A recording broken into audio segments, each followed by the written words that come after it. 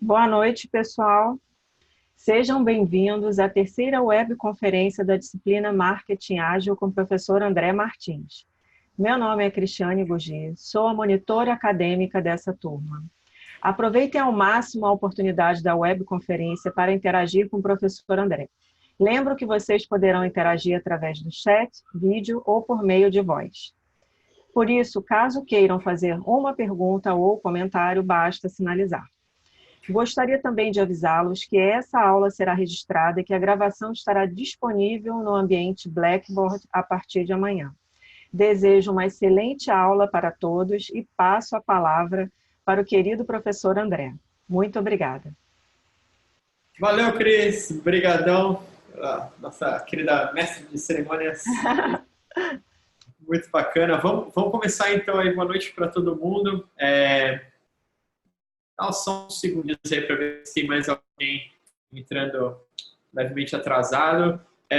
O Juliano mandou uma pergunta aqui sobre se é necessário um vídeo para a disciplina junto com a entrega do trabalho. Não, Juliano, não que eu não estou me lembrando de nenhum momento onde é preciso um vídeo. Foi alguma atividade que você viu isso, Juliano? Qualquer coisa me havia sido mencionado na outra aula. Na minha, na do JC, eu não estou lembrando. O Matheus falou que talvez tenha sido na da Thaís. Eu não lembro de vídeos. Mas o Juliano falou, não tô louco. Eu não lembro, cara. Boa pergunta. Eu vou dar um double check. Eu tinha conversado com o JC, que ele que fez a atividade da última aula.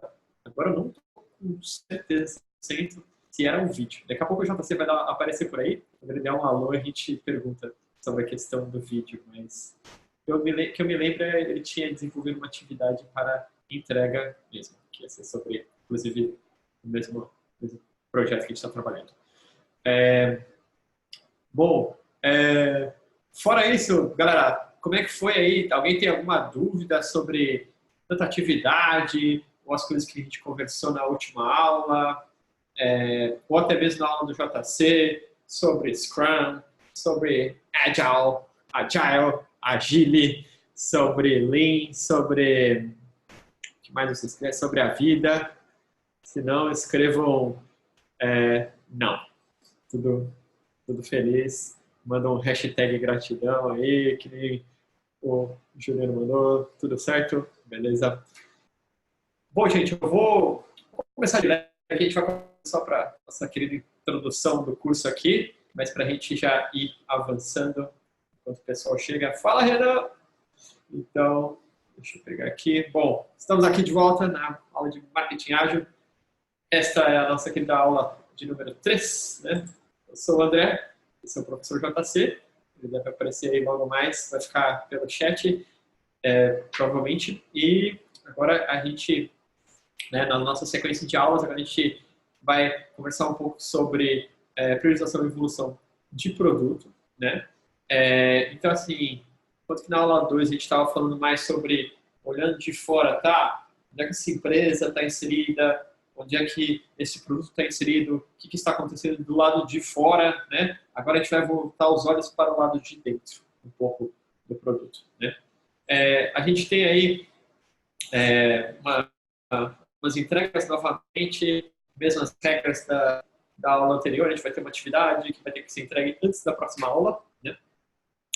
O Felipe começou aí, olha que legal, o Felipe contando que iniciou um workshop de Scrum dentro do squad dele lá no trabalho, e está alinhando o conhecimento entre os membros, nem todos são conhecedores do framework.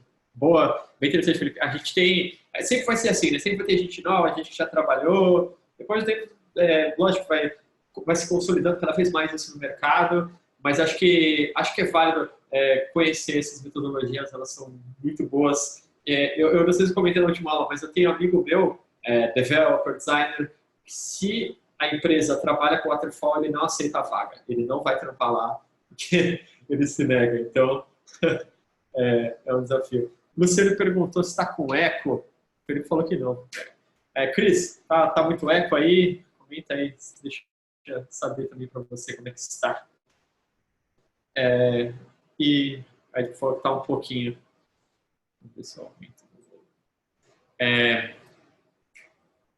bom, vou falando um pouquinho mais aí para a Cris também, dando umas travadinhas. Bom, vamos ver. Qualquer coisa, se continua travando, mandem uma mensagem, galera. Agora a gente vai falar então sobre priorização e evolução do produto, né? E a gente vai trabalhar com esses 3 temas principais: Minimum Viable Product, Mindset experimental, né, na primeira parte. Depois a gente vai falar sobre visão de produto e OKRs, OKRs. E, por último, sobre roadmap, priorização e evolução do produto, né? Esses são temas que são muito interessantes. Assim, algumas horas a gente vai, né, falar sobre coisas que até não necessariamente o UX designer vai lidar. Às vezes você vai começar a ter essa responsabilidade. Em diferentes companhias, essas tarefas vão estar para diferentes pessoas, mas é importante você saber como funciona e é importante você estar a par. Tudo que a gente vai falar aqui está extremamente conectado com UX, né?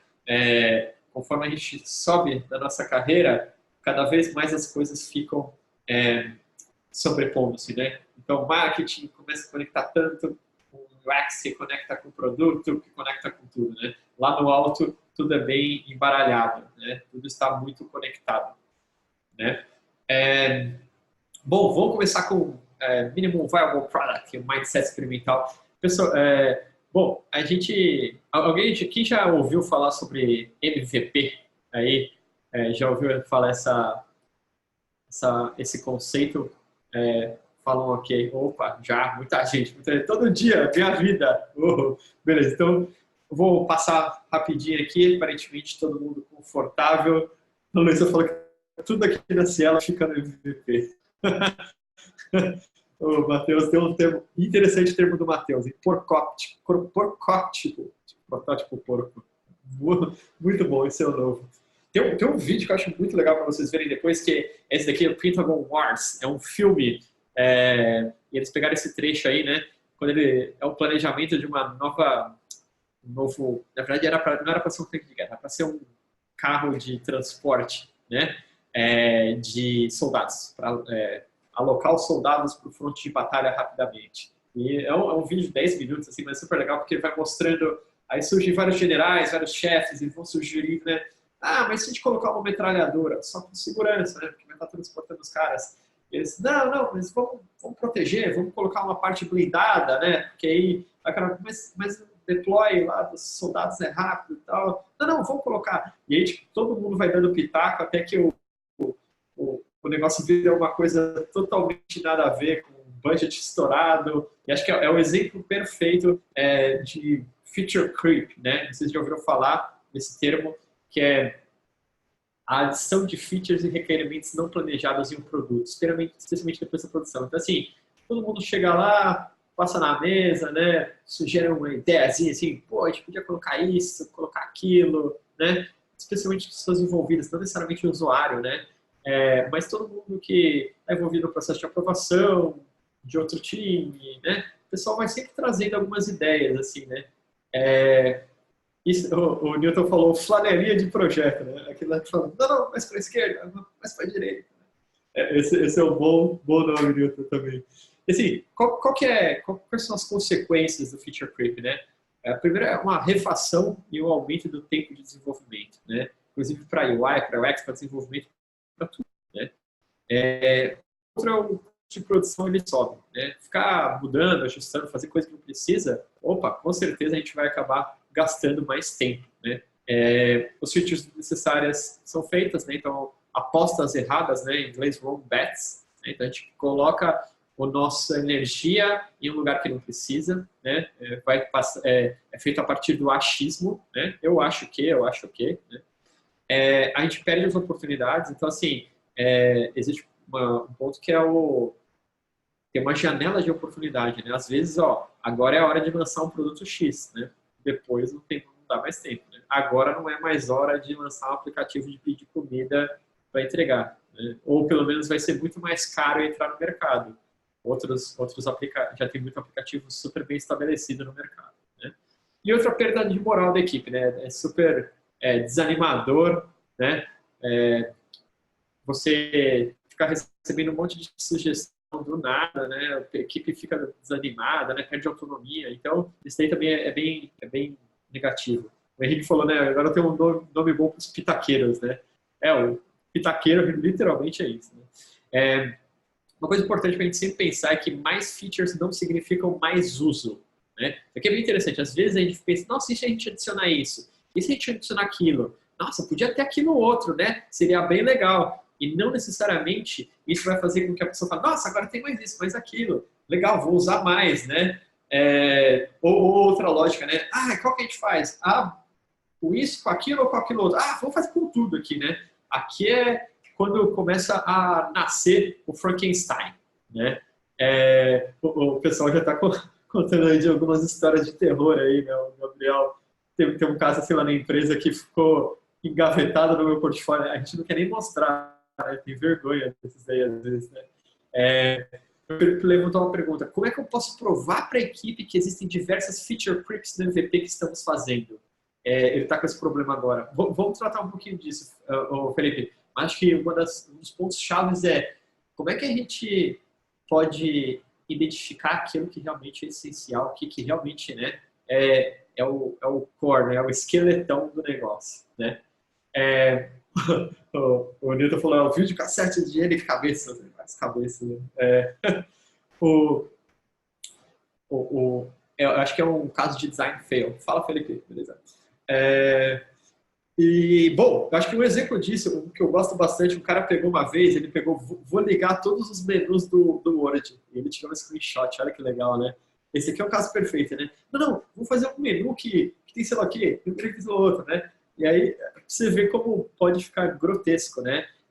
Esse é o caso do produto bloated, é um produto inchado, né? Ele tem coisa demais que, assim, 99% dos usuários não vão usar isso, né? E fica lá um monte de menu. Depois eles fizeram uma outra versão também, com várias abas, continuou bem terrível, assim, né?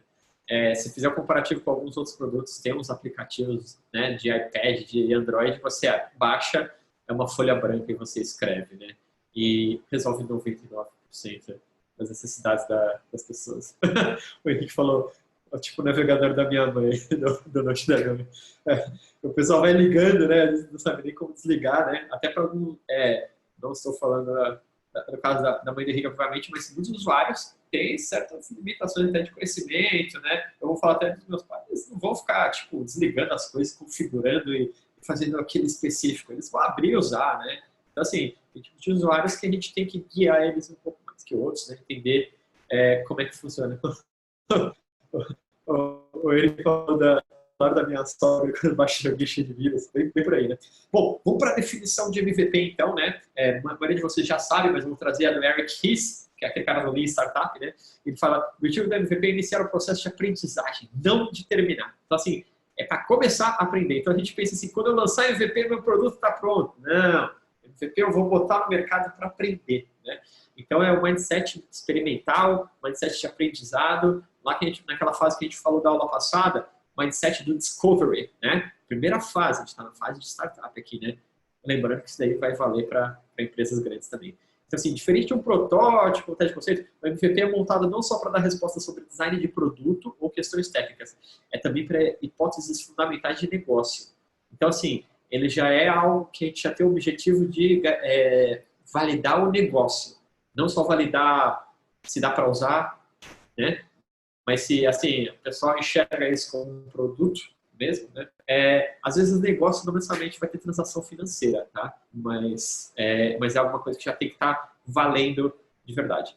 Essa imagenzinha, para quem conhece o MVP, já deve ter visto muitas vezes, né? Então, assim, a ideia do MVP é não montar as rodas, depois o eixo, depois a carcaça, depois a direçãozinha e tudo mais, e a capota, mas desde o primeiro momento você já entregar alguma coisa, né? O MVP ele não vai ser o carro que tem motor e sei lá o que, mas já tem um skatinho ali. Então, no sentido de que para andar do ponto A ao ponto B, né? No primeiro método você teria que esperar o momento 4, enquanto no segundo estratégia, já no nível 1 você já consegue ir mais rápido do ponto A ao ponto B. Já tem valor para o usuário. Isso daqui, obviamente, casa totalmente com as coisas que a gente estava vendo aula passada né? A metodologia Lean, Agile, tudo isso, né? Uma coisa que eu acho que é legal pensar assim, né? Não precisa ser gigante, né? Aquelas coisas da mega construções que você vê, né? No Discovery, o maior arranha-céu. O produto não precisa começar assim, né? Acho que agora voltando a uma das perguntas que tinha sido levantada, né? Como é que eu mostro, né? Primeiro de tudo é levantar isso, assim, essa pergunta. Precisa mesmo fazer tudo isso? Eu gosto de uma frase do Reid Hoffman, ele é o fundador do LinkedIn. E ele fala assim, se você não tem vergonha da primeira versão do seu produto, você já está lançando atrasado. Eu gosto dessa palavra, vergonha. Porque aí bate a vergonha. Você fala, nossa, a gente vai lançar isso mesmo? Aí fala, sim. Isso a gente está falando, né, do Reid Hoffman, que fez a maior rede social da área profissional, né, do mundo, né. Então, assim, bota mesmo no ar. Assim, muitas vezes a gente vai ter cultura da empresa que é contra isso, né. Eu trabalhei na Disney, por exemplo. A Disney tem um nível de qualidade absurdo. É inaceitável lançar coisas pela metade, né. Então era muito desafiador. A gente tinha que trabalhar até com a cultura da empresa para falar, vamos colocar no ar para aprender, né. E sim, vai ter umas pessoas que vão falar, não tá do jeito que eu quero. A gente pede, desculpa, estou consertando. E vai embora, né? Vai embora. Nessa pegada, eu acho que um artigo bem legal que tem aí para vocês darem uma olhada depois é do founder do Airbnb, o Brian Chesky. Ele conta sobre o começo do Airbnb, é fantástico. Eles chegaram a vender sucrilhos para manter o Airbnb de pé. É uma história muito guerreira, é muito legal você ver como é que começou tudo mais, e depois o jeito que ele trabalhou outras coisas, como criar aquela outra feature que eles fizeram depois, que não é para casas, né? Experiences, aquela outra feature. Tem uma análise muito bacana lá, por isso vale a pena dar uma olhada nessa apresentação, nesse podcast. Pergunta, eu adoro essa pergunta, mas meu produto não é novo, André, já está rodando aí. Esse mindset aí se aplica a mim? A resposta é sim, se aplica. Lembrando dessa tabelinha que a gente tinha visto na semana passada, né? A gente tem experimentos, tanto para o momento de descoberta quanto de crescimento, enquanto a gente está fazendo pivôs, né? A gente está mudando totalmente os cantos do produto, mudando a audiência, mudando aqui a gente está no momento do produto existente já em otimização. Então, o MVP vira o MVF, o Minimum Viable Feature. Não sei se já ouviram falar desse termo aí. Então, o conceito se aplica da mesma forma. Então, você está testando uma hipótese de produto com recursos mínimos, né? Você está seguindo a metodologia Lean, o Measure Learn, você continua entregando cedo, né? Então, você vai ter que ficar de olho também no que os usuários dizem que fazem, mas, né, às vezes a gente precisa lançar o produto para ver o que eles realmente fazem, né? Botar no ar, observar o comportamento ao vivo, né? Isso daí em MVFs é especialmente importante. A gente pode trabalhar com pequenas versões, né? Fazer pequeno para ver se vale a pena. Até dá para lançar para um grupo pequeno de usuários. Na EasyTaxi, que eu comentei semana passada, a gente chegava a lançar para 1% da audiência. Menos que isso. Só para testar, para ver se estava tudo certo, o que acontecia, né? Acho que vale a pena ficar em mente aí que os experimentos vão servir para as otimizações, que eu comentei no slide anterior, e sempre focando assim, que métrica que eu quero aumentar. Eu vou tentar melhorar uma métrica para os usuários, uma métrica de negócio, uma métrica de produto, retenção, satisfação do usuário, né? Como é que eu vou medir se isso daí tem um sucesso ou não, né?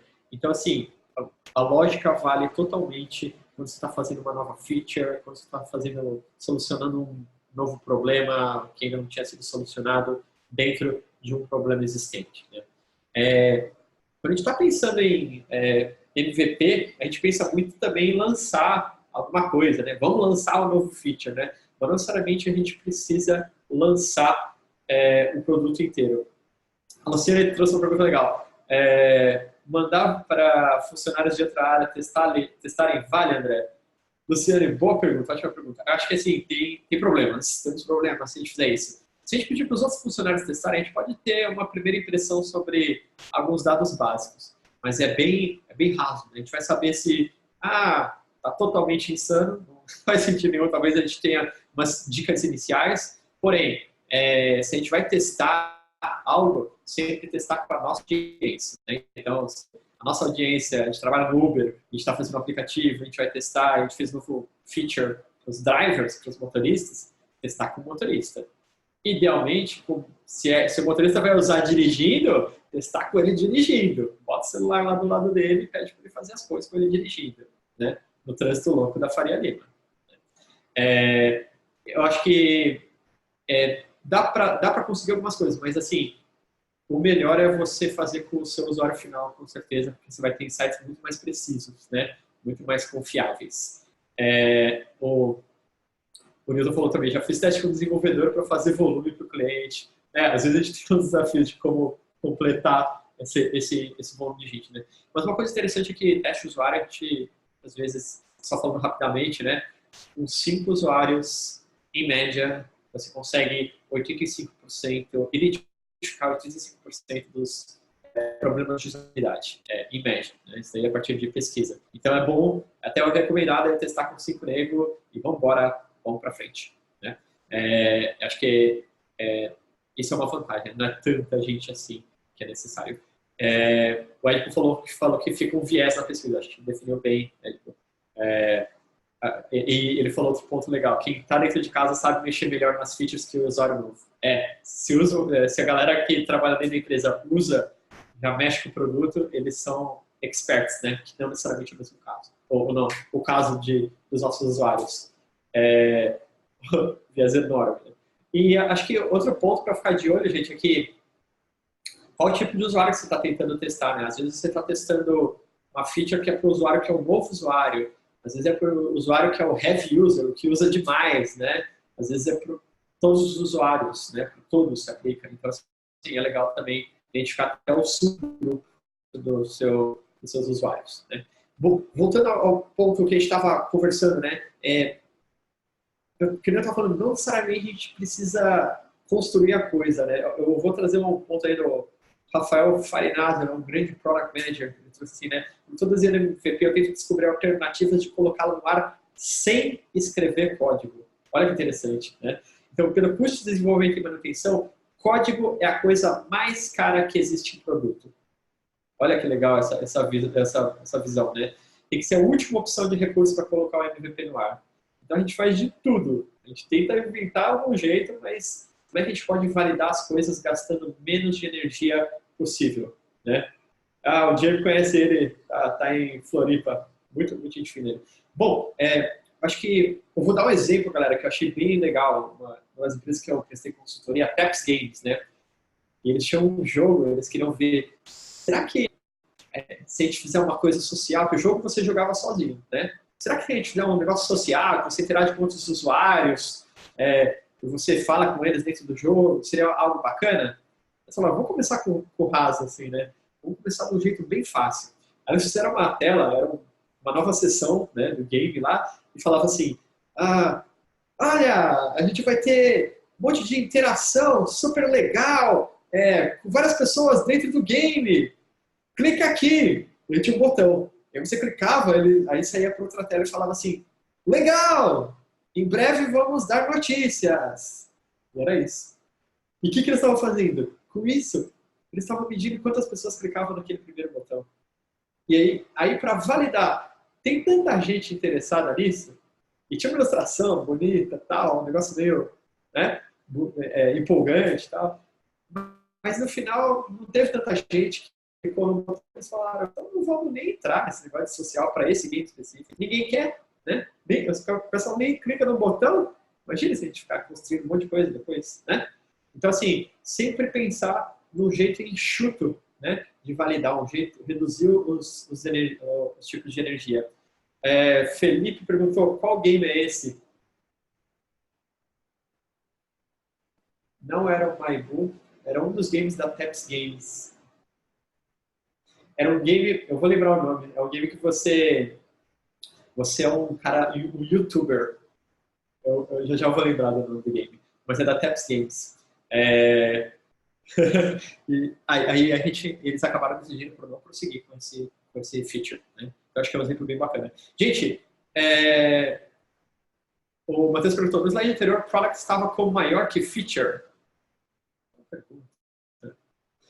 Na verdade, o ícone errado aqui, o símbolo errado. O que eu estava querendo dizer é que, enquanto que quando você está criando um novo produto, você vai trabalhar com Minimum Viable Product, depois, quando você já tem um produto existente, você vai usar, né, prossegue, você progride para o Minimum Viable Feature. Você não vai lançar o produtão, você vai lançar um pedaço do produto. Né? Vlogger Go Viral. Esse mesmo JC está aí, exatamente. Ele não tem social. Desistiram. Então, JC está por aí também. JC, o pessoal estava com uma pergunta, se tinha alguma atividade que envolvia vídeo. Na aula 4, a sua atividade que você escreveu, não tem vídeo, né, JC? Que eu me lembre, não. Acho que era só por escrito, né? Responde aí. Não. Tá bom, valeu, JC. Então, acho que era em outra aula, gente, realmente. Bom, vamos lá, gente. Alguma dúvida? Tá claro o que é MVP, Minimum Viable Product, o que é Minimum Viable Feature, quando que a gente deve lançar?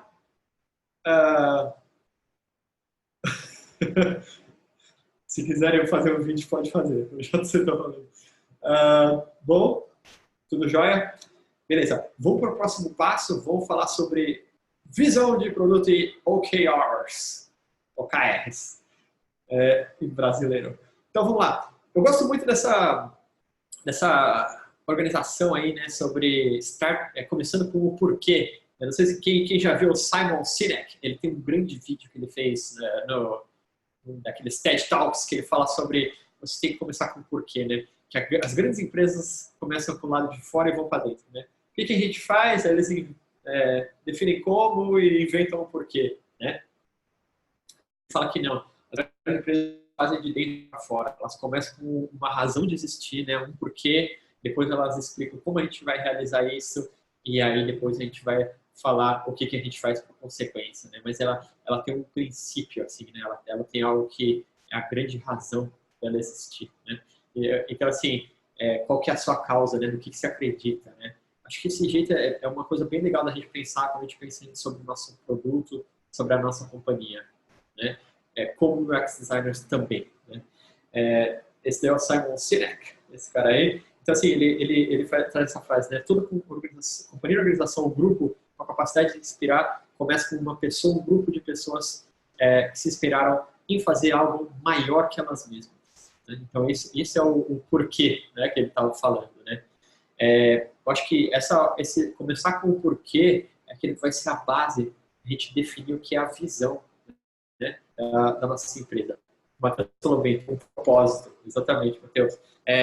Junto a isso, né, expandindo, né, nessa teoria do Simon Sinek, um grande profissional de produto, que é o Ash Maurya, ele é lá do Reino Unido, ele trouxe uma forma de alinhar os três círculos, né, do Start with Why, né, junto com uma pirâmide, né, sobre visão, estratégia e produto, né. Então, assim, o Why é a nossa visão, o que a gente enxerga, né, como companhia ou para o produto. O How é a nossa estratégia, como é que a gente vai fazer isso acontecer. E o que é a última coisa, lá o produto, é quando vira o mais tangível, né. Então, esse é a parte final. Aqui a gente pode também pensar na escala, né? Quanto que o Y ele é numa escala da vida, né? O How a gente começa a pensar em anos, meses, e o produto já está chegando mais para semanas, né? A visão é algo que não muda ou muda muito pouco, né? Enquanto que o produto está em constante mudança, né? A gente também pode pensar aí, né, na mesma lógica, né? A gente vai numa parte mais estratégica, mais de olhar o big picture, até uma parte mais tática, até uma parte mais operacional, mais mão na massa, né? E outro paralelo que a gente pode fazer é a questão dos princípios, né? A gente começa na parte de visão, né? Falando quais são os nossos princípios, e até que a gente vai na parte de produto, onde a gente está até fazendo apostas, né? A gente está tentando se isso funciona, se aquilo dá certo, por aí vai, né? Vou falar um pouco mais sobre visão, né? Essa parte aí, esse cerne, né, do produto, né? A gente tem a visão de companhia, mas gente pode ter uma visão para o produto em si. Tá? Então, a visão de produto ela é inspiradora, ela tem que ser a razão de existir. Né? A gente tem que pensar grande, gente. Não pode ser uma coisa muito, né, chumbrega, é uma coisa que vai inspirar as pessoas mesmo. Ela não pode ser uma coisa muito longa, muito complexa, muito difícil de compreender, né? Tem que ser bem objetivo, apesar de inspiradora, né? Não pode ser nebuloso demais, né? É um princípio que vai ajudar a gente a guiar decisões de produto. Então, a visão, assim, não é, é legal, fizemos, nos inspiramos e agora deleta o e-mail, né? Acho que é algo para a gente utilizar até como base para qual direção tomar com o produto, né?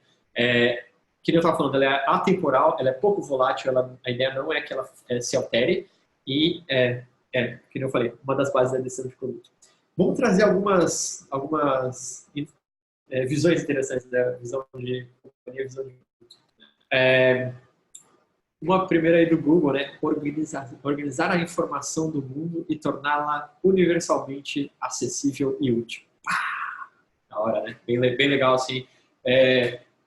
Vocês veem como fica longe nossa, somos uma ferramenta de busca, né? Muito mais que isso, né? Da Amazon. Nossa visão é ser a empresa mais customer-centric da Terra. Construir um lugar onde as pessoas podem vir para descobrir tudo que podem querer comprar online.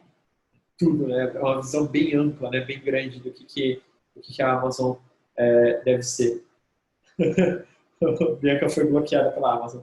Não faz mais parte da visão da Amazon.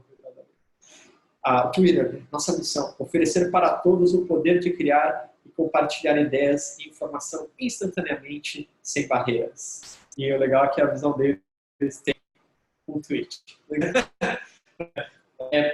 Eles chegaram a mudar eles falaram, eles têm um novo texto que acho que nós somos o pulso do mundo, né? Algo assim, da pulsação, né? Chegaram a alterar isso, mas continua numa linha bem parecida, né? Mas algo inspirador, com certeza. SpaceX foi fundada com base na crença de um futuro onde a humanidade está explorando as estrelas. É fundamentalmente mais interessante do que um futuro onde ela não esteja fazendo isso, né? Hoje a SpaceX está ativamente desenvolvendo tecnologia para tornar isso possível com o objetivo final de permitir a vida humana em Marte, né? Bem claro, meu objetivo, né? Um pouco mais longo que os outros, mas bem legal, é uma grande aspiração, assim, né? Isso é bem legal. Pessoal, vocês já usaram, vocês conhecem o Trello? O Trello foi fundado pelo Joe Spolsky.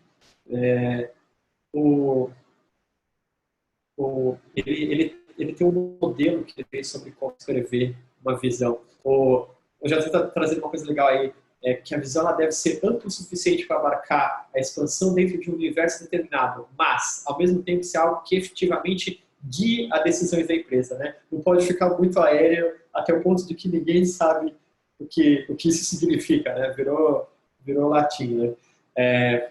E que tem muita visão genérica que não serve para nada, né? Isso é um desafio, né? Ele viu uma banca aí do pessoal do Itaú e criticou realmente isso. Bem legal o ponto do JC, né? Bom, vamos lá.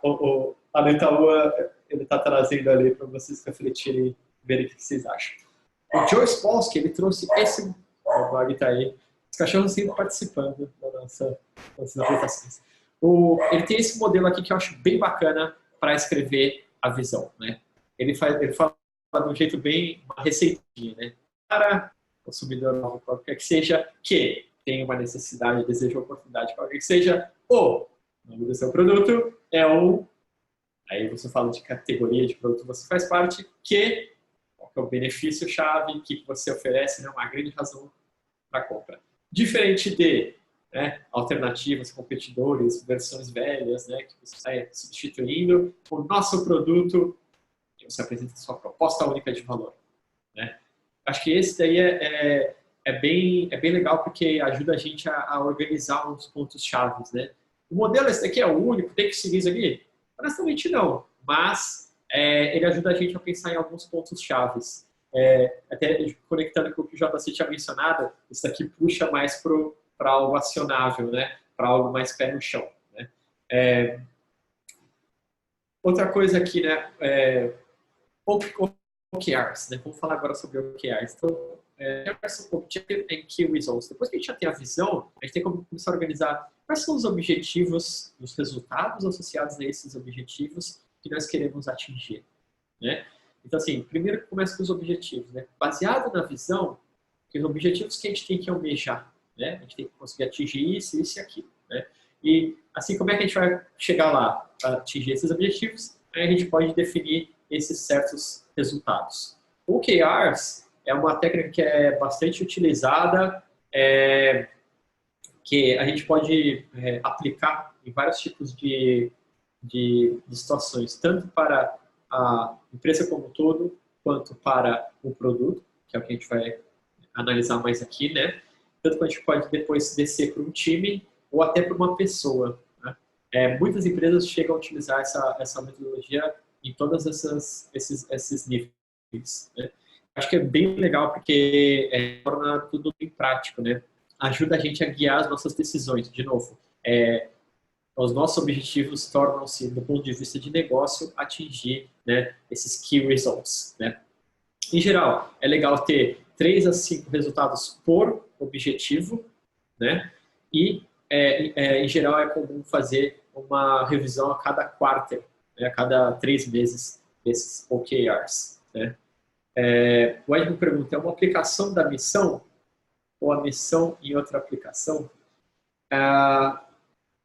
Missão, eu diria que, assim, às vezes a gente pode ter uma diferença entre missão e visão, certo? Mas, assim, se você já tem uma missão definida, você também pode aplicar as OKRs a ela, também, se você quiser. Em geral, é legal observar os dois em conjunto. Tá? Vou colocar aqui alguns exemplos.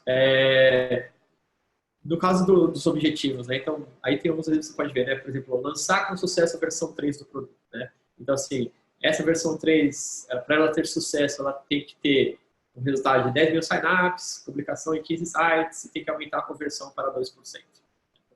Ou tornar uma companhia design-driven. Esse é legal porque é um pouco mais abstrato, né? O que é design-driven, né? Então, assim, não necessariamente, é mais complexo, porque é um pouco mais conceitual, mas se a gente fizer algumas ações, elas podem gerar resultados bons para empresas e essas são as ações que a gente está querendo atingir. Estabelecer um design system, implementar reuniões semanais com os designers, rodar um design sprint com cada time. Então, a gente pode colocar esses tipos de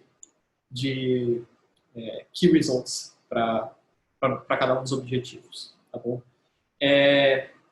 Galera, quanto a objetivos e key results, alguém tem alguma dúvida? Tá claro o que são e como a gente aplica?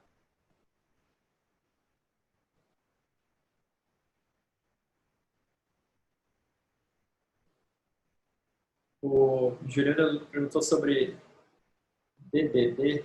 DDD eu não sei. Não lembro desse conceito.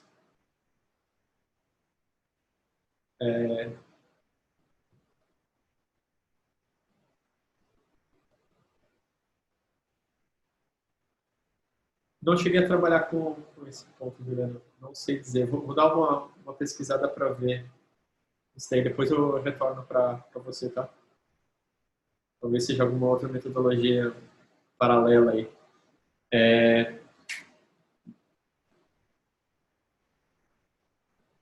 Entendi. Eu não conheço, nunca segui essa metodologia, não conheço, mas assim, todos esses pontos que a gente está vendo, como você pode observar, eles saem do ponto de vista de visão do produto e os objetivos e key results, em geral, eles têm que estar, eles estão que nem você vê numa cadeia, né? Eles acabam conectando com objetivos e key results de negócio, tá bom? Mas podem sim ocorrer objetivos e key results de usuário, né? Porém, esses daí têm que estar atrelados a um resultado, sim, de negócio, tá bom? A empresa trabalha com OKRs em nível organizacional, o André falou. Você aconselha a pegar esses OKRs e traduzi-los de forma que estejam mais orientados para produto? Eu acho que, André, uma coisa os OKRs podem ser utilizados para desenvolvimento dos funcionários, né, onde é que eles devem estar, etc. Mas é interessante ter OKRs, sim, para o produto, né? Então, assim, se não existem né, é legal você analisar como é que está sendo medido o progresso do produto. Né? Pode ser que esteja de alguma outra forma menos estruturada ou seguindo uma outra metodologia. Né? Eu acho que aí vale dar uma olhada e até sugerir ou apresentar isso daí. Né? O JC também acabou no trabalho com o Domain Driven, né? Ele comenta aqui.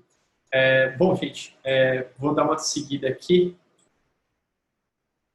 Se tiverem outras perguntas, o Rafael também perguntou do BSC. O BSC também não conheço o BSC, interessante. Novos conceitos apresentando aqui. Beleza. Bom.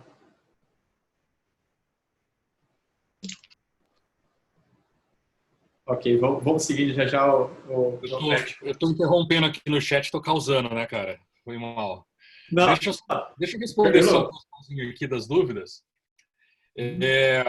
Primeiro, Domain Driven. Tá?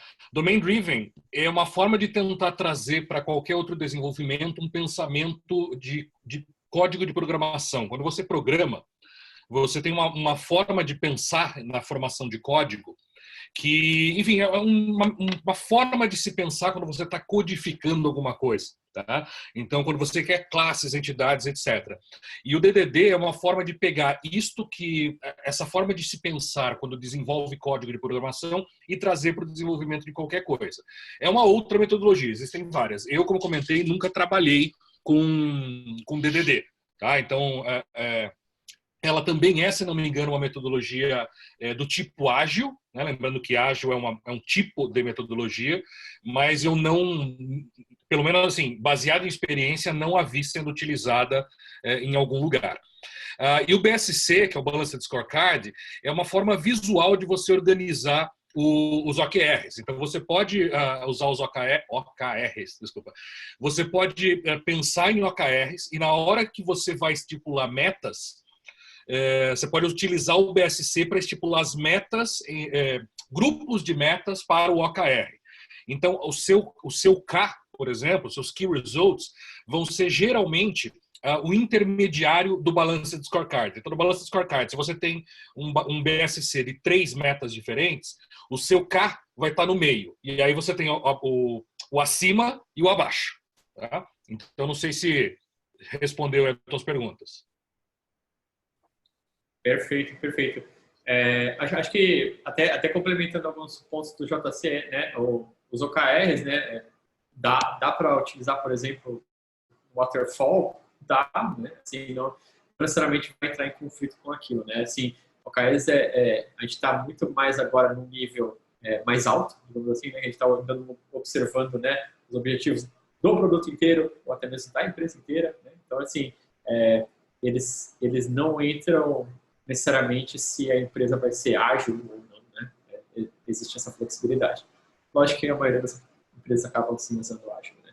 As empresas de tecnologia, pelo menos. Perfeito. Vamos seguindo um pouco aí, gente. Alguém tem mais alguma dúvida? Pode ir colocando, né? Bom, vou trazer um ponto aí, né? A gente tem falado muito sobre todos esses termos, essas metodologias. Acho que esse slide vem num momento bom, né? Esse tem o Jeff Payton, um grande cara, né, na área de produto. Ele fala assim, né? No fim do dia, o seu trabalho não é atingir, né, os requerimentos corretamente. Seu trabalho é mudar o mundo, né? Acho que isso é uma visão legal, porque a gente sempre está vendo muitas metodologias, né? Muitas formas de trabalhar, né? Mas no final a gente sempre tem que estar de olho, né? Se essa visão que a gente tem, ela está ocorrendo, a gente realmente está transformando o mundo do jeito que a gente acredita a direção que a gente acredita que ele deve ir, né? Então, acho que é também uma outra forma inspiradora de pensar em visão aí, né?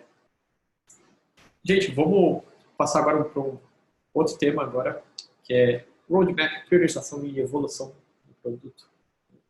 Então, a gente chegou a comentar um pouco nas aulas passadas sobre User Story, né? Eu até descrevi um pouco para vocês, mas User Story, retomando, como um tipo de usuário tal, eu quero poder fazer tal coisa para que eu possa, né? Razão disso daí existir. Então, como usuário, eu quero poder me comunicar com outros usuários para que eu possa interagir com eles, né? Então, assim, user story, lembrando onde está inserida. Está dentro das metodologias ágeis, né? Ela é utilizada como um pequeno pedacinho, uma pequena tarefa, né, que deve ser feita. E ela ela é criada do ponto de vista do usuário, né? O usuário está querendo fazer isso porque ele quer por essa razão, né? A user story, né, ela tem uma linguagem simples, clara e objetiva. Ela é sempre detalhada, né, ela é bem específica. Ela não utiliza jargões técnicos, né? Eu gosto sempre de falar, como usuário eu quero clicar num botão. Esse é o exemplo terrível de uma user story, né? E ela sempre gera um valor para o usuário ser, né? Uma coisa pequena que o usuário já vai estar usando. Então, às vezes, até como usuário eu quero poder pagar, não. Como usuário eu quero poder pagar com cartão de crédito. Como usuário eu quero poder pagar com boleto. Cada um vai ser uma user story, né? Em geral, ela vai ser focada no problema, não na solução, né? A Bianca trouxe uma pergunta. User story é a jornada do usuário? Eu diria que é até menor. Uma jornada vai ter várias user stories, Bianca. Eu vou ter uma pequena açãozinha, né? O Matheus pergunta, é um use case? Parecido. Mas ele segue aquela estrutura que a gente mostrou ali no slide anterior, né? Que nem você falou, a jornada do usuário é muito mais ampla, né? É uma pequena coisa que ele quer poder fazer, né? Poder executar, né? A user story, ela deve caber dentro de uma sprint, né? De uma iteração. Então, é algo que, se a user story for grande demais, que não dá para fazer dentro das 2 semanas, a sprint do time, a gente vai ter que quebrar ela em pedaços menores, né? A gente vai ter que dar mais granularidade para ela. Vou voltar aqui, porque esse pessoal pediu para ver de novo, Gabriel. Então, a user story é essa estrutura aqui. Como usuário, né? Ou pode ser, no caso, pensa no Uber, como um motorista, eu quero poder ver onde está o meu passageiro no mapa para que eu possa buscá-lo. Esse é um exemplo de uma user story, né? Em geral, sempre puxar sempre para o lado do problema, tá, galera? É o problema que o cara quer resolver, não é necessariamente a solução, né? De novo, como usuário, eu quero poder ver um drop-down, uma lista de cidades para que eu possa planejar a minha próxima viagem. É errado, né? Não vamos falar de como é que vai ser a solução. Não é problema nosso nesse momento. A gente só está listando qual que é o problema.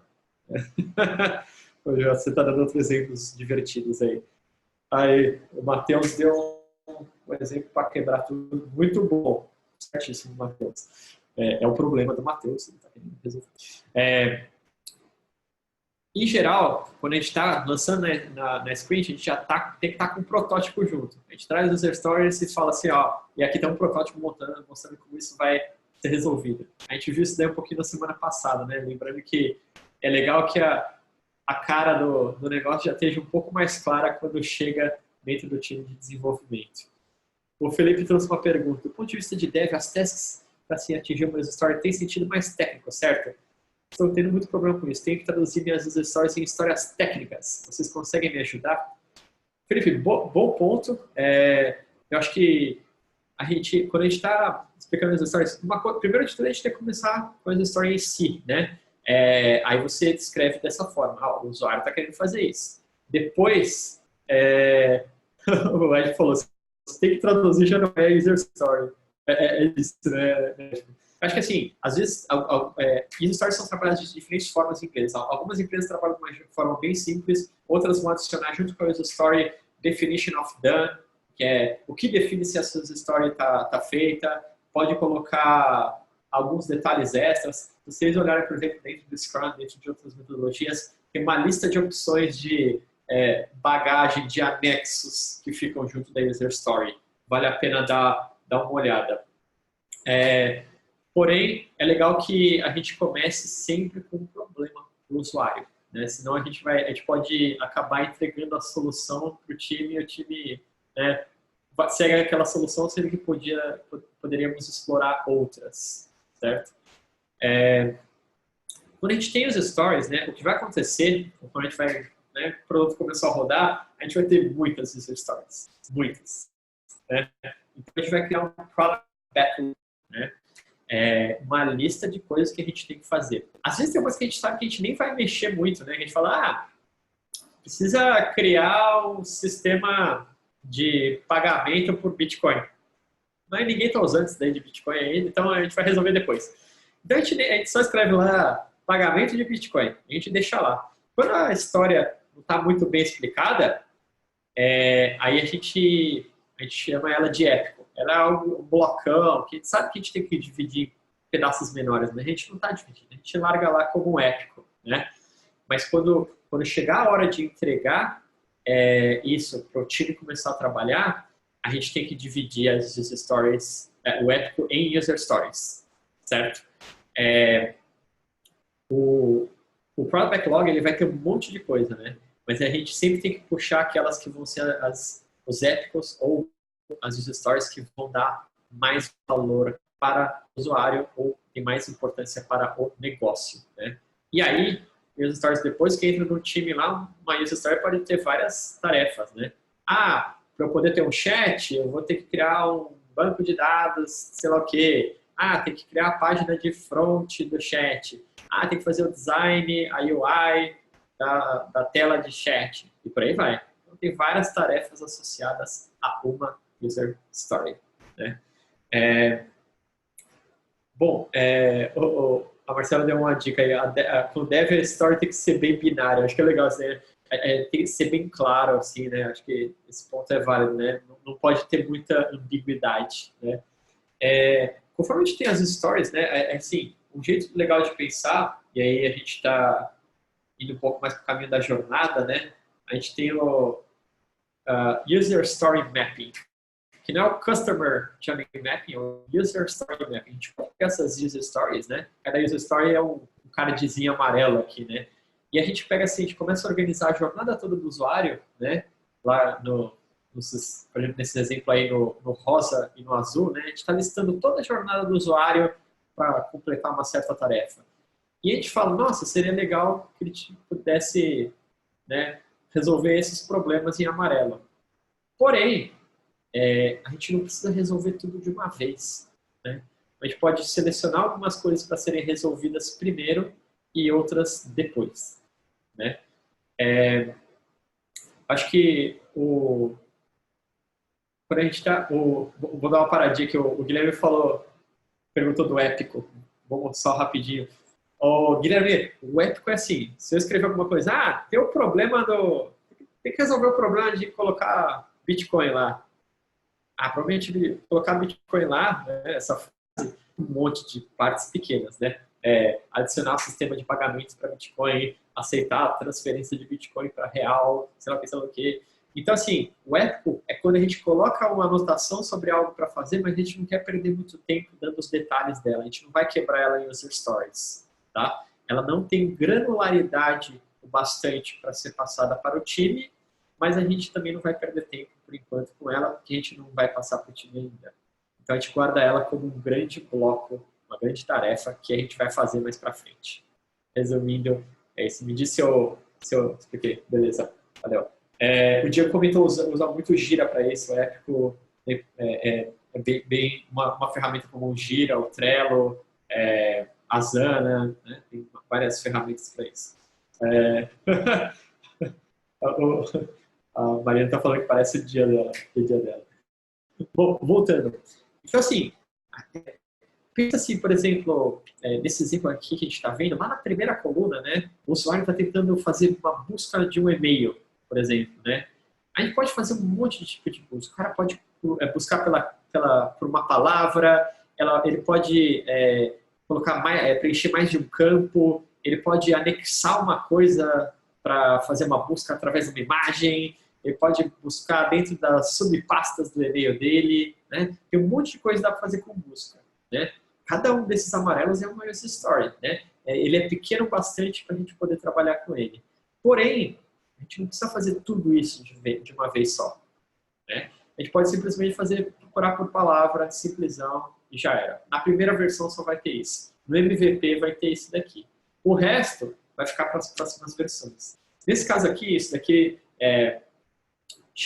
algumas empresas que trabalham até com sticker, né, da 3M, assim, cola na parede, eles chegam a usar isso aqui com fita crepe mesmo. Eles falam, ó, a gente vai utilizar estes itens aqui, esse vai ser o nosso incremento, né? E a gente vai fazer isso durante essa sprint. As outras a gente vai decidir depois. Depois senta de novo e passa uma nova fita crepe para a próxima lista de tarefas. Então, assim, isso é uma forma legal da gente ver visualmente o que a gente vai fazer em cada sprint. E olha que interessante, às vezes a gente pode não fazer absolutamente nada quanto a uma certa parte da jornada. Por exemplo, aqui nesse caso, se vocês olharem lá a quinta coluna, lá, deletar e-mail. Na primeira versão não vai dar para deletar e-mail. Azar, não dá. A gente vai, qualquer coisa que pedir, a gente fala, desculpa, estamos fazendo, já vai estar aí. Então é legal, de novo, que nem o Reid Hoffman comentou no outro slide, às vezes a gente lança tendo vergonha da versão do produto, mas a gente lançou, tá ao vivo, beleza, não é perfeito, mas as pessoas começaram a usar, a gente já está aprendendo sobre como que está funcionando o produto, né? Então, essa é a mentalidade. Isso é uma forma da gente organizar o que vai ser feito em cada sprint. Tá clara essa estratégia, pessoal? Como é que funciona essa lógica aqui de o que vai entrar em cada sprint? Bianca, sim. Valeu, Bianca. Valeu. André. Pode complementar, JC. Oi, desculpa, na verdade é uma dúvida, cara. Dúvida de aluno, né? Tô levantando a mão aqui. Você lembra, lá quando a gente trabalhou na Disney, quem é que montava a User Story? Se vinha de PO ou se vinha do Dev? PO. Lá na Disney era PO, a posição, mas muitas empresas vai ser o Product Manager ou o PO. Sim, com certeza. Então, eles escrevem as User Stories. O UX Designer, o Juliano comentou ali, PO. Exatamente. Então, assim, o UX Designer, ele pode ajudar muito a encontrar essas User Stories, né? A descobrir quais são elas, a saber sobre os detalhes delas, né? Acho que esse exemplo aí, por exemplo, o primeiro lá que estava falando sobre busca, né? Você só vai descobrir que as pessoas querem buscar de 30 formas diferentes, né? Fazendo UX Research, por exemplo, né? Fazendo pesquisa, conversando com o povo, né? Testando o produto que está live, fazendo teste de usabilidade, esse tipo de coisa. Né? Mas é PO ou PM com a função de PO. Quando tem uma estrutura que não é Scrum, que aí você tem o PM, né? Exatamente. Mas no Scrum, por exemplo, não é o Scrum Master. Então, o Scrum Master não é Project Manager. Então, nesse caso é pior. Que eu estou num chat aqui com o Felipe Scalco, justamente para que eu comentei que existem situações, eu prefiro quando é o PO que monta a User Story, mas eu já vi Dev fazendo User Story. Que, de novo, eu acho que deveria ser o PO. Né? A metodologia diz que é o PO. Na prática, tem um monte de coisa. Exatamente. Acho que a gente vai... É legal... porque, assim, definição do problema. Definir o problema envolve ter que ficar falando com o usuário, né? Ver que, digamos, ficar do lado de fora do time. Do lado de dentro, né? Se chegar as coisas do lado de dentro e falar, galera, é isso que precisa ser feito, né? Os devs ou os Scrum Master, eles pegam e falam, legal, obrigado por fazer o trabalho de descobrir o que é a coisa, né? A gente aqui do lado de dentro, vamos pensar como fazer isso acontecer, né? Acho que tira um peso, né? Do time de desenvolvimento. Acho que essa é a grande vantagem, assim, né? O Gabriel lembrou de uns casos de terror aí. O Érico levantou um ponto legal. Todo mundo pode ajudar, né? De repente o PO não considerou algo que é importante, né? Lógico, assim, o PO, né? O Product Manager tem que ser uma pessoa que está ouvindo todo mundo à sua volta, sempre a par do que está acontecendo, né? Ver diferentes perspectivas, né? Até porque, por exemplo, a fita crepe, essa fita crepe aqui no meio, quem vai definir, aí sim vai ser o Scrum Master e junto com o time, com o Squad ou com o Scrum Team, né? Eles vão olhar e falar o que dá para fazer, né? Ele vai negociar junto com o PO, né? Mas eles vão pode ser que eles falem, nossa, deletar e-mail, vixe, não dá, essa semana não vai dar. E aí não vai entrar mesmo, né? Tem sempre uma questão, assim.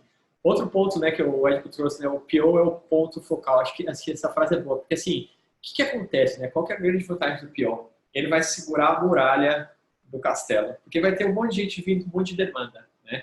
E isso pode acontecer especialmente, né, vai vir, imagina, o cara de vendas falando, nossa, eu estou precisando aqui. E o cara de marketing fala, nossa, para a parte de aquisição, se a gente tivesse aqui, seria sensacional. E podem vir muitas demandas, né? Isso pode ficar um peso até, né? O cara que está trabalhando lá, está codando, aí tem que parar para ouvir, né? Aí perdeu o ritmo, né? Isso são o tipo de coisas que são negativas. Então, o PO segura e centraliza.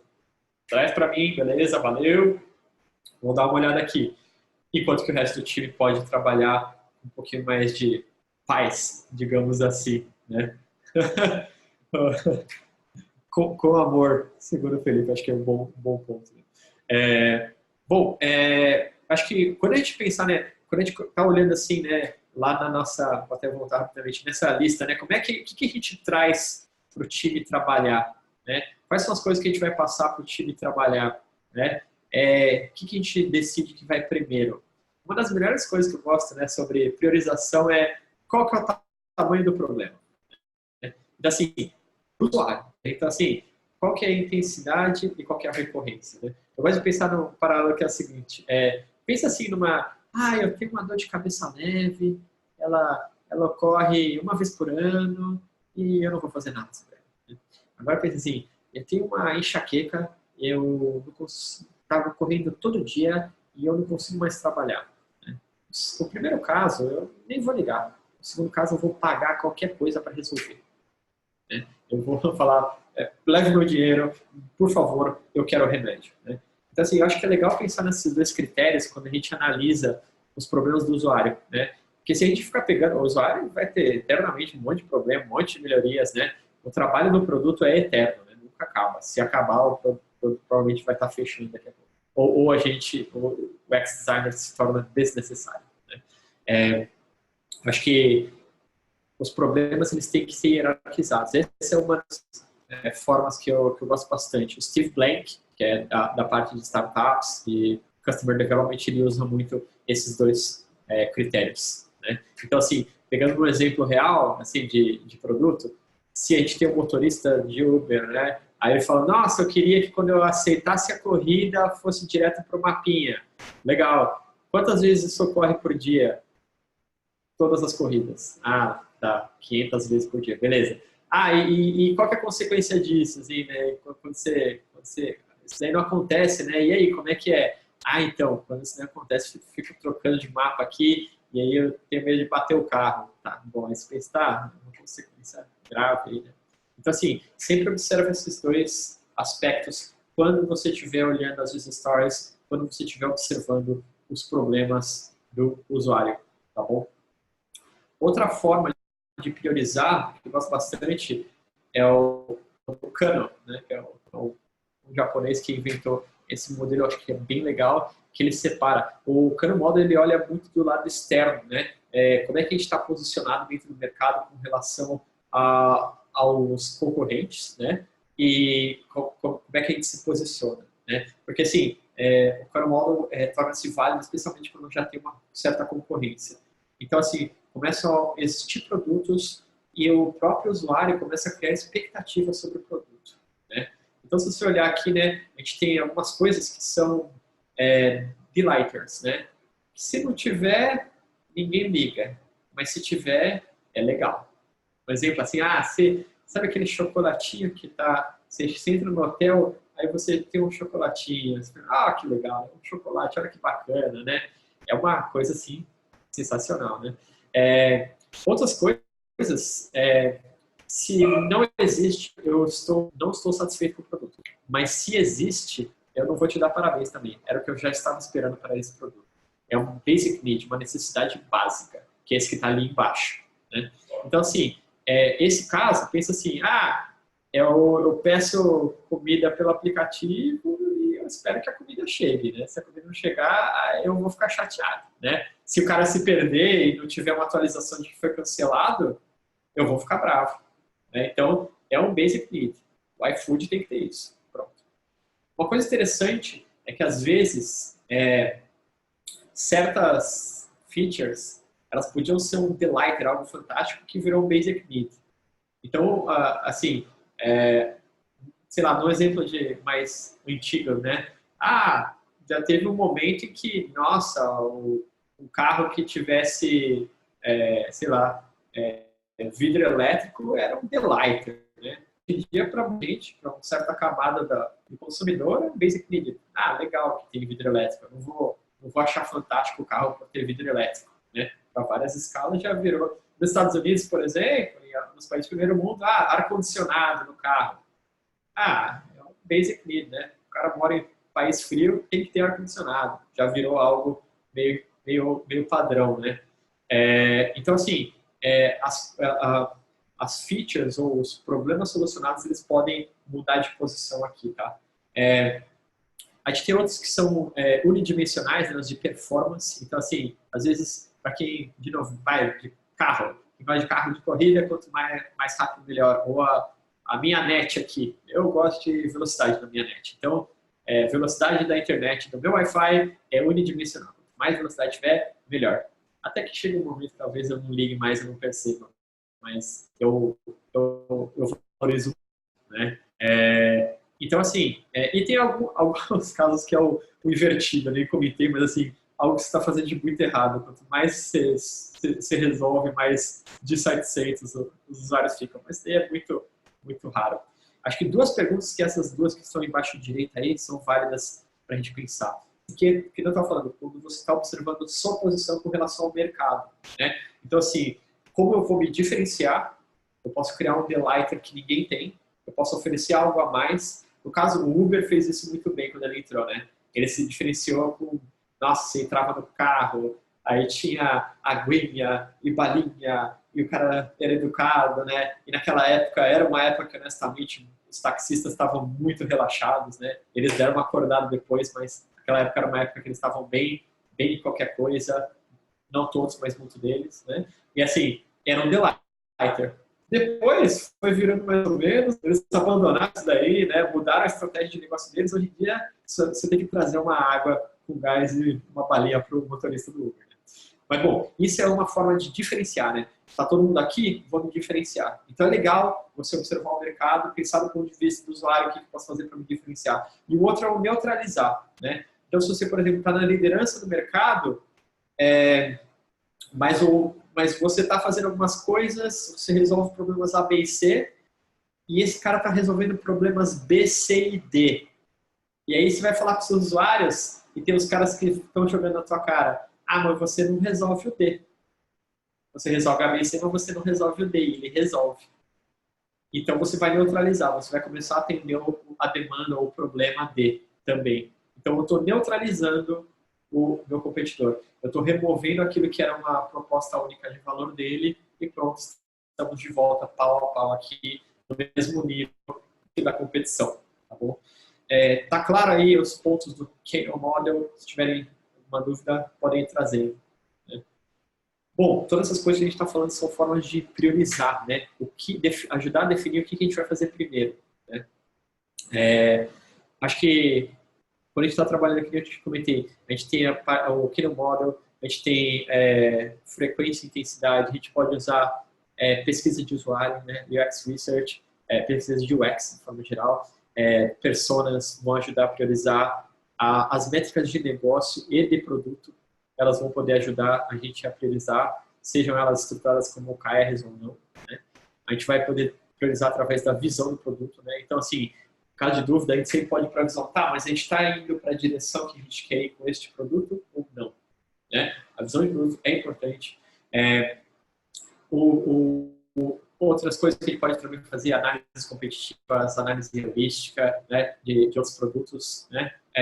Outros pontos que a gente sempre ficar de olho também são as dívidas, o débito técnico. Né? Para quem é desenvolvedor sabe o que eu estou falando, então a gente montou uma versão, mas se você abrir a portinha lá, tem uma bagunça, a gente precisa reciclar, refazer umas páginas, existe débito técnico que a gente precisa remover, existe o débito de design, a mesma lógica, não sei se vocês já ouviram falar desse termo, mas débito de design é a mesma coisa.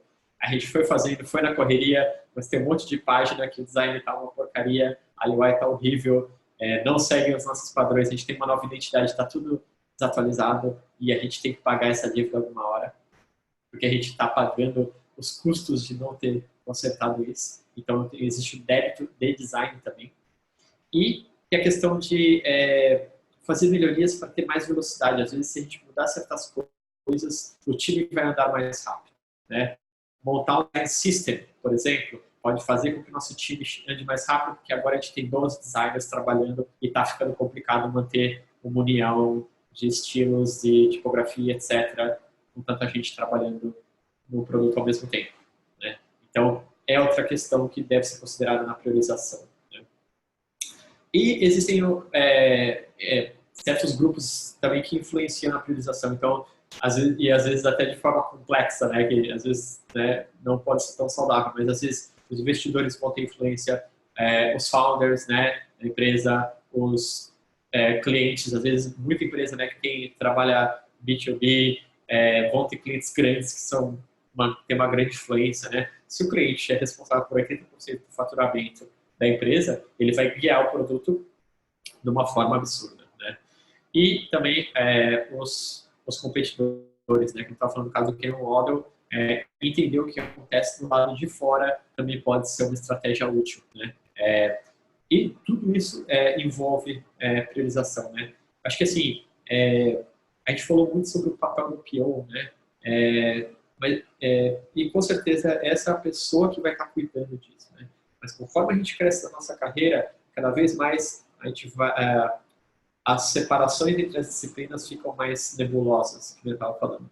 Então, conforme você crescer na sua carreira, você vai começando a ter um papel mais influente na priorização, né? E essa é a ideia, que você comece a dar visibilidade, a auxiliar nessas decisões, né? E a parte UX, Research, é muito influente nisso, dá muita visibilidade para a capacidade de decisão, a parte de análise quantitativa, qualitativa, e também quando a gente ajuda todo mundo a ter uma visão boa sobre quais são os nossos usuários, né?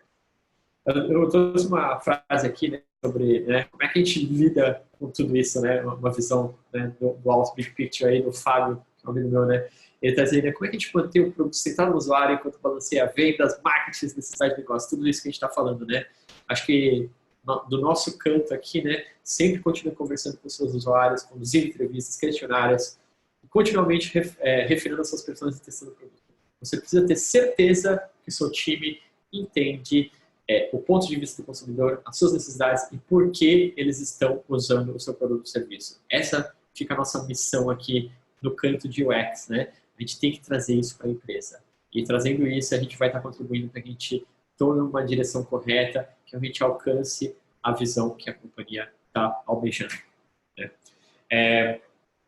Tem um outro artigo, galera, que é muito legal, do Rafael Farinazzo, que eu acho que vale a pena checar, que ele fala como eu costumo analisar problemas de produto. Ele tem uma visão também falando sobre priorização, esses temas. Vale a pena dar uma checada. E outra coisa também que eu acho que nós temos grande capacidade quanto a UX, esse daqui eu acho do Andrew Chen, ele é Product Manager do Uber, não sei se ele ainda está lá. Ele é um cara muito bacana que me dá área de Product Marketing. E ele fala assim, quando a gente pensa num design, né, uma solução, a gente tem que pensar que é como se fosse assim, uma grande montanha, né? A gente vai estar em certo ponto dessa montanha e a gente está tentando alcançar lá o topo, né? A gente já está enxergando a direção, né? A gente está constantemente evoluindo com o design, né? O topo lá é a visão, que a gente estava conversando, né? A gente está enxergando, mas às vezes pode ser que a visão esteja até além do topo, tá? Então, assim, às vezes pode estar acontecendo isso daqui. Existe uma outra forma de fazer um outro tipo de design totalmente diferente, que aquele meu outro lado não faz mais sentido, né? Aqui é quando ocorre a disrupção, né? Às vezes está todo mundo subindo aquele morrinho mais baixo, né? O morrinho da câmera analógica com as melhores lentes, e aí surgiu a câmera digital. E o pessoal começou a subir o outro morro, né? E aquele lá, ele vai mais alto, aquele outro morro. Até que esse primeiro morro vai tornar-se obsoleto. Então, assim, uma outra função nossa como ex-designer é ter a capacidade de olhar para trás, dar um passo para trás e enxergar. Existem outras formas de trabalhar com um produto, ou até outro tipo de produto, em que a gente vai atingir a visão de uma forma mais rápida ou mais eficiente. E isso, a pesquisa de usuário, às vezes, pode ajudar a gente a descobrir, né? Fazendo UX Research, porque a gente pode enxergar esse outro monte. Especialmente dentro das empresas, é muito fácil a gente ficar numa visão assim, tá? A gente fechou num canto e a gente está correndo. E ele fala, não, agora a gente vai fazer o aplicativo de sei lá o quê e vamos embora. Esse que é. Isso que é o sucesso. Então, não se apegue à sua solução, né? Tem uma frase do Ash Maurya que a gente estava vendo ali anteriormente, né, da piramidezinha, que ele fala assim, se apaixone pelos problemas, não pela solução. Então, assim, sempre esteja apaixonado pelos problemas do seu usuário. A solução, não tenha paixão por ela. Troca, joga fora, implode se necessário para você resolver os problemas do seu usuário, né? Outra frase aí que eu queria trazer é do Steve Jobs aí, né? As pessoas sempre pensam que, né, foco é dizer sim para as coisas que você precisa focar, mas em geral o mais importante é você falar não para 100 ideias boas, né? Esse é o desafio, né? Porque a gente vai sempre estar recebendo um monte de ideia, um monte de coisas que poderiam ser feitas, mas a gente vai ter que falar não para a maioria delas para decidir quais são as essenciais. Isso é o grande desafio de priorização, né? Bom, outra coisa que eu trago também, assim, né, que eu estava falando sobre o roadmap, né, a gente tem esse artigo Rethinking the Roadmap, né, também que é um artigo bem legal. Eu acho que nesse artigo ela traz a Melissa Perry, ela traz um ponto bem legal que é assim, você planejar o roadmap, em vez de planejar os features que você vai fazer, os problemas que você vai resolver. A mesma lógica do Ash Maurya que eu citei, né? Então, assim, eu tenho uma lista no roadmap de problemas que eu vou resolver. Como eu vou resolver, eu não sei, mas o foco é o problema. Então, no quarter 3, a gente vai resolver problema X, ou resolver problema Y. Então, a JC está partindo. Um grande abraço, JC. Então, assim, quando a gente está planejando o quarter, então, coisas para você ficar de olho. Toda vez que a gente está dando uma olhada, né, nas últimas coisas que foram feitas nos últimos 3 meses, o que a gente vai fazer nos próximos 3 meses, sempre é legal revisar esses itens, né? Quais são os problemas, o que a gente vai priorizar, né? Quais os problemas que vão ficar que o nosso squad vai trabalhar, né? Quais são os KPIs de cada problema, né? O que vai definir o sucesso ou não de cada problema, né? Quais são as OKRs que a gente está focando, né? Quais são os ajustes que a gente precisa melhorar, o que está funcionando bem, né? Como é que a gente vai validar todos esses desafios com o mínimo de esforço, metodologia Lean, aplicar o MVP ou o MVF, né? E como é que a gente vai ajustar as prioridades novas com base no que a gente tem observado, né? O roadmap, né, é uma forma da gente trabalhar tudo isso quando a gente chegar aqui, o que a gente vai fazer nos próximos meses, nos próximos anos, né? Muitas startups que eu converso, eles trabalham na base de 3 meses, especialmente as mais novas. Conforme as startups vão crescendo, o mercado vai se estabelecendo, elas começam a enxergar mais, elas podem se arriscar a prever mais os 3 anos. Voltando ao Ash Maurya, aquela pirâmide que a gente estava vendo, né, a gente pode pensar como aplicar esses 3 pontos, né, em uma certa escala, né? A visão é legal, a gente sempre está revisando ela a cada 3 anos, né? A estratégia a cada 3 meses e o produto, né, a cada 3 semanas ou 2, né? A gente chama isso de perspectiva 3-3-3, né? Tudo é 3. Até fica bonitinho porque meio que dá para multiplicar um pelo outro, né? 3 semanas seria a sprint, né? Então, assim, a partir do que a gente vê na visão, quais são as estratégias que a gente vai aplicar no próximo quarter e quais são os apostas que a gente vai fazer nos próximos sprints, né? Eu queria estar falando, 3-3-3 é legal porque encaixa bonitinho. Nesse gráfico, uma sprint, cabem 4 sprints dentro do quarter e tem 4 quarters dentro do ano e depois tem 3 anos ali. Então, um cai dentro do outro certinho, dá para planejar super bem de uma forma interessante, né? Então, assim, para os 3 anos, vale refletir como é que você vai medir o seu porquê, né?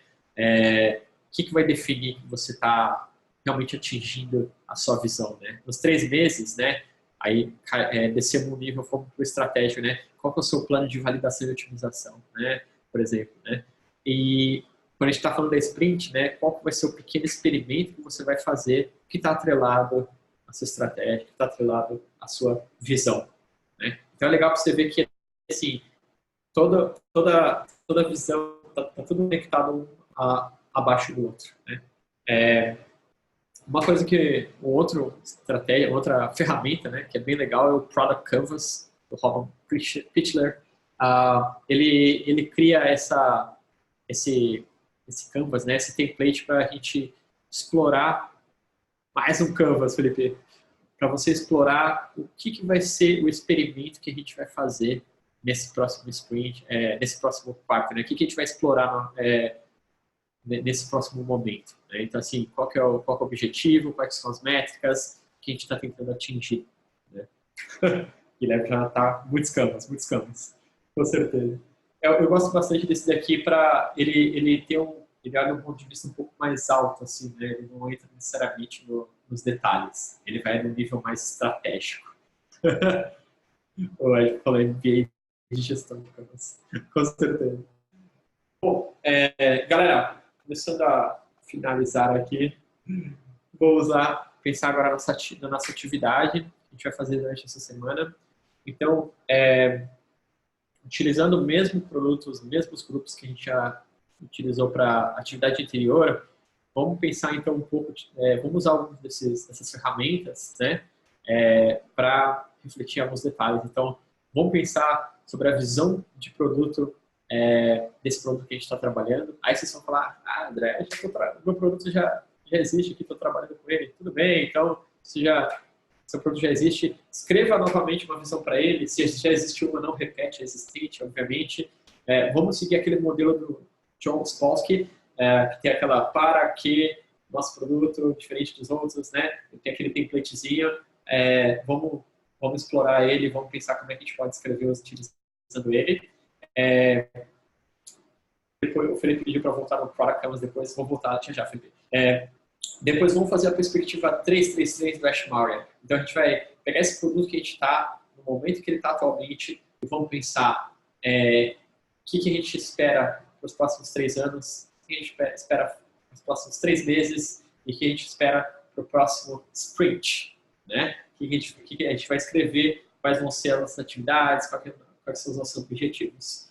E a gente vai fazer, para esse quarter, um Product Canvas. A gente vai escrever um Canvas preenchendo os detalhes que a gente conhece do nosso momento atual, baseado na nossa estratégia. A gente vai colocar ali quais são os nossos detalhes para o nosso próximo quarter. O Juliano perguntou, baseado no nosso achômetro? Acho que achômetro, né? O Newton falou, estudo. acho que com certeza vale a pena pesquisar. Então, assim, como estamos aqui trabalhando num curso de alto nível, vale a pena fazer uma pesquisa, entender todos os detalhes que a gente conseguir sobre a empresa, né? Acho que a gente não vai estar dentro da empresa, a gente não vai ter todos os detalhes sobre ela, mas tentar fazer isso de uma forma profissional, mostrar que a gente realmente entende qual que é o momento, quais são os detalhes da nossa empresa que a gente está trabalhando aqui e observar o mercado todo e falar, a partir do que eu consigo ver aqui, a gente acredita que esses seriam as melhores coisas para se fazer nos próximos 3 anos, 3 meses e 3 semanas. A visão do produto que a gente enxerga que seria ideal, né? Nosso conhecimento seria para esse produto. E para o próximo quarter, esses poderiam ser possíveis explorações, possíveis testes, né? Vamos ver, o Marcelo perguntou, Product Canvas de serviço, pode? Eu diria que sim, Marcelo, acho que é válido para serviço, sim. Com certeza dá para utilizar o Product Canvas. Vou voltar aqui para o Felipe ver que ele tinha pedido. Aqui, Felipe. Um diagrama, o Felipe está pedindo também, se desse para ter um diagrama sobre relacionamento entre Canvas e momentos de aplicação. Já viram bastante Canvas, né? Vou citar sobre os Canvas que a gente já viu aqui, né? Durante o curso dos que eu apresentei. O Lean UX Canvas, ele é aquele que a gente apresentou no final da aula passada. O Lean UX Canvas é legal quando a gente está fazendo a exploração de uma hipótese específica, né? Ele tem um certo overlap com esse Product Canvas, mas eu gosto de apresentar os dois, porque o Product Canvas tem uma visão um pouco mais de Product Manager, o Lean UX mais de UX, né? O Product Canvas não, ele apresenta coisas mais associadas a métricas, a negócios. O Lean UX apresenta estratégias mais para qual que é o pequeno experimento que eu vou fazer. Às vezes daria até para fazer um Product Canvas e depois vários Lean UX Canvas para um Product Canvas, né? O Product Canvas ele encaixa melhor no quarter, né? Nos 3 meses. O Lean UX pode ser para um sprint só, tá? O Business Model Canvas, que foi aquele que eu apresentei no começo da aula passada, ele se encaixa super bem quando eu estou na fase de descoberta, né, do meu negócio, estou tentando entender qual que é o meu negócio e eu estou tentando variar, né? Se eu trocar audiência, se eu trocar a proposta de valor, se eu trocar o modelo de monetização, né? Então ele é focado especialmente para esse momento, quando eu estou criando uma nova empresa, uma startup, eu estou descobrindo esse tipo de coisa. Então esses são os momentos em que você usa cada um deles. Me diz se eu expliquei, Felipe, pelo menos os canvas dos que eu apresentei aqui, o Business Model Canvas, o UX Canvas e o Pro Canvas. O Edipo levantou a pergunta, 3 meses são mini estratégias? Boa pergunta, Edipo. Então, nos 3 meses a gente vai estar no nível que a gente está pensando no nível estratégico. Então, assim, a gente quer, por exemplo, a gente está querendo ajudar a abrir 10 mil startups. Então, assim, para abrir 10 mil startups, quais que seriam estratégias boas? Aí você pode falar diferentes estratégias para abrir 10 mil startups. Vamos supor que você é uma aceleradora, né? Olha, dá para criar um curso de startup para startups, né? Dá para criar uma aceleradora, dá para criar uma incubadora. Cada um desses é uma estratégia diferente. Pode ser que a gente invista em uma ou mais ao longo desses 3 meses. Essas são estratégias, porém, cada uma delas tem um monte de coisa para fazer e tem um monte de formas de validar se elas são interessantes ou não, né? Aí já caiu para o sprint, né? A gente vai ter que fazer algumas ações. Eu digo que é estratégia porque ainda não é operacional. Sprint nós vamos fazer essas tarefas durante essa semana e no final a gente vai ter entregue elas, certo? O Felipe está com ideias boas. Marcela, nosso grupo escolheu a empresa Mercado Livre. Estou na dúvida se vale a pena continuar com ela. Eu acho que vale, Marcela. Eu acho que o Mercado Livre é um exemplo legal. Eles estão no mercado, né, há muito tempo, né, já é uma empresa estabelecida, mas vale a pena refletir, né? Nossa, onde é que está indo, né? Qual que é a visão do Mercado Livre? Onde é que a gente vai com ela, né? Qual que é a razão de existir no Mercado Livre? É uma empresa bem interessante, né? Para um público específico, né? Muito amplo, né? Acho que vale a pena pensar, né? Quais seriam as coisas que poderiam fazer o Mercado Livre crescer. Se você quiser, Marcela, vai para todo mundo aí, tá, galera? Se vocês quiserem falar, nossa, beleza, meu produto minha empresa é o Mercado Livre, mas eu vou explorar algum produto novo que o Mercado Livre está trabalhando agora. Por exemplo, pode fazer, tá? É o Mercado Livre, mas eu vou explorar o novo app do Mercado Livre de compra e venda de, sei lá, de estilo eBay, sei lá o que for, de leilão, sei lá. Se tiver alguma coisa que vocês verem que eles estão fazendo, vocês querem entrar nesse e falar só desse, tudo bem. Mas é legal manter com a mesma empresa, tá bom? Matheus trouxe umas ideias aí sobre o Mercado Livre, o Edipo trouxe o Santander, empresa grande, né? Vários produtos. Aí vale a pena escolher um produto, com certeza, Edipo, isso mesmo. Então, assim, o app de gerenciamento de cartão, perfeito. Então, assim, qual que é a visão do app de gerenciamento de cartão, qual que é a estratégia e qual que se planeja para o sprint. O Becker, você está falando, pelo amor de Deus, conserta. Cara, o Banco do Brasil melhorou muito o aplicativo, foi super legal. Fiquei muito feliz. Que mais, gente? Você tem outras dúvidas sobre as atividades, sobre essas estratégias que a gente estava vendo, visão de produto, outros pontos?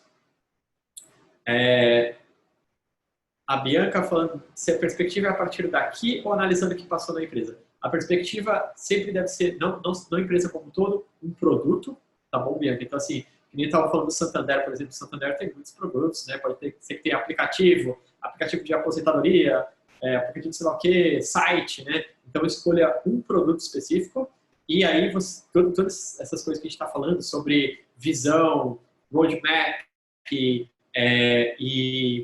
planejamento sprint, tudo isso é sobre o futuro, né? Que a gente está planejando daqui para frente para este produto específico.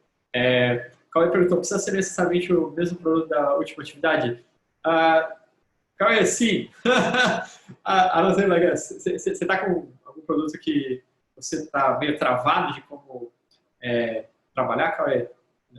Lança aí a pergunta se você tiver alguma dúvida, curiosidade, tá? Tá bom, gente. Se vocês quiserem muito, muito trocar, pelo menos mantenham um produto que seja da mesma empresa, por favor, tá? Não vai além disso, que acho que senão vai ter muita mudança aí. Então, basicamente é isso. Bom, vamos lá. Se tiverem mais dúvidas, podem ir colocando. Gente, eu queria meio que retomar alguns pontos aí, né? Primeiro, né, relembrando, hipóteses não são certezas, né? Então, não invente, né? Fala, mas eu acho que, um monte de gente vai achar que, e policie você mesmo, né? Será que eu estou com hipótese aqui que eu estou achando que é legal? Será que a minha certeza é uma hipótese, né? E separar esses dois mundos é muito importante, é uma das responsabilidades de vocês, ajudar as pessoas à sua volta a enxergar a diferença entre um e outro, né? Os usuários sempre guiam a direção do nosso produto, né? Mas tudo tem seu custo de desenvolvimento. Então, assim, não adianta ficar num mundo de fantasia, né? Porque vivendo uma bolha de UX, né? O UX vive junto com outros departamentos, outros grupos, dentro de um time. Então, sempre trabalhar com todo mundo à sua volta, né? Sempre comece com o porquê, né? Por que a gente existe? Por que a nossa empresa existe? Qual que é a nossa visão? Onde é que a gente quer ir com essa empresa, né? Então, começar com o porquê é muito importante, né?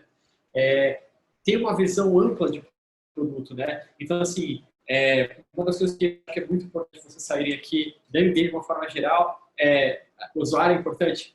Mas existe um mundo à volta, né? Todas aquelas coisas, nossa, os desenvolvedores estão aqueles problemas, eles têm um débito técnico, e fala com o cara de UI, eles querem renovar a identidade. Então, entenda tudo que acontece dentro do seu time, entenda tudo que acontece lá de fora, né? Que a gente falou, existem competidores, eles estão trabalhando de certas formas, eles têm estratégias. Comece a tirar a cabeça para fora da água para entender o que acontece nos outros departamentos. Quanto mais você fizer isso, mais você vai ter a capacidade de crescer como profissional dentro da sua empresa. Isso daí eu não tenho dúvida, né?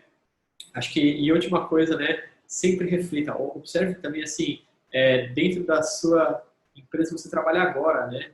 Para onde é que ela está indo nos próximos 3 anos, nos próximos 3 meses, nas próximas 3 semanas? Se você tem um líder dentro da sua empresa, né, tenta trazer, não precisa perguntar dessa forma, mas entender do ponto de vista dele onde é que ele quer ir, né? Se você tiver isso alinhado com a equipe que cuida da liderança da sua empresa, com certeza as coisas vão andar de forma melhor. Marcela trouxe aplicando até para a carreira dela aqui, né? Perfeito. Acho que é um bom ponto, Marcela. Gente, vou concluir aqui a minha parte, estamos finalizando. Eu estou finalizando, né? Vou aparecer lá no chat aí na próxima reunião. Mas eu queria trazer um outro ponto que eu acho muito legal para a gente refletir, né? Até uma pergunta para você, né? Pensa assim, né? Você tem o time e tem o nosso produto que a gente está trabalhando e a gente está dentro do mercado, né? Qual que vocês acham que é o mais importante? O que é mais importante? Se tiver que escolher um, qual que é o mais importante que vocês acham desses 3? É o time que a gente está trabalhando? É o mercado? É o que está acontecendo lá fora? É o produto que a gente está fazendo?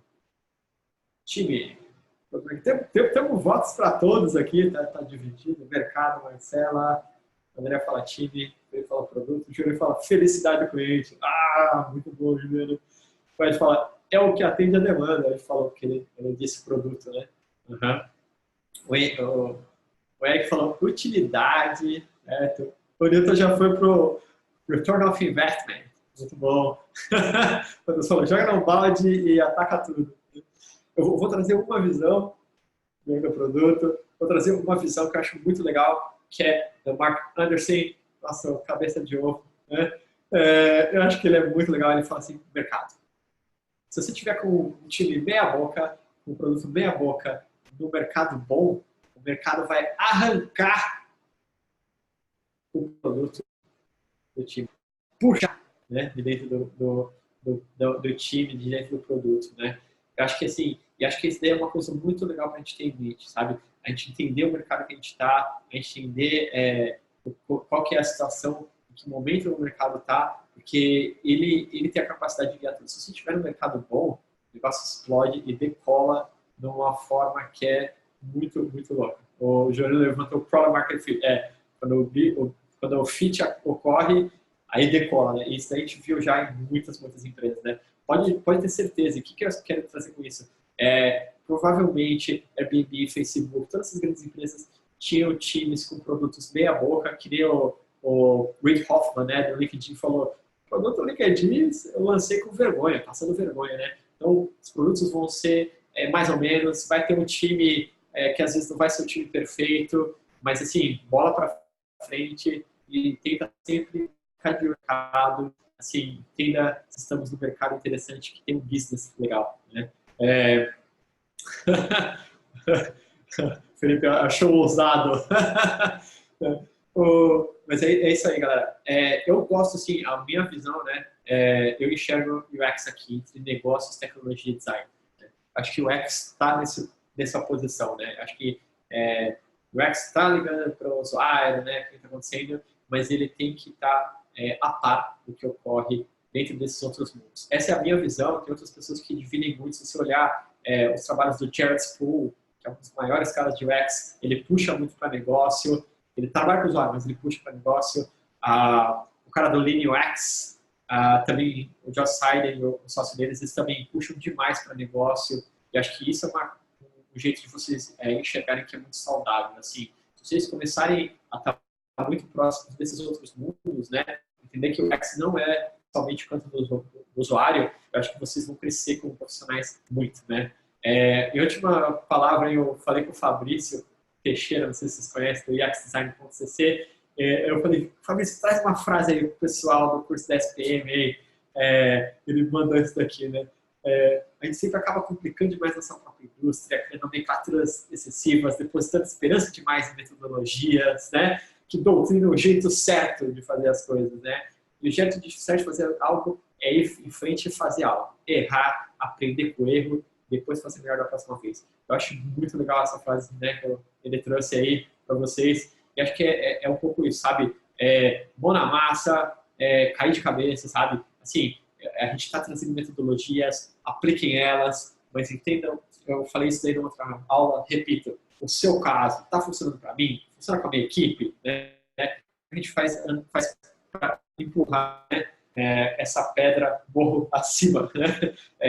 E assim, entender que o Felipe já vai montar isso de games amanhã. Agora sempre pensar nisso, é uma jornada, né?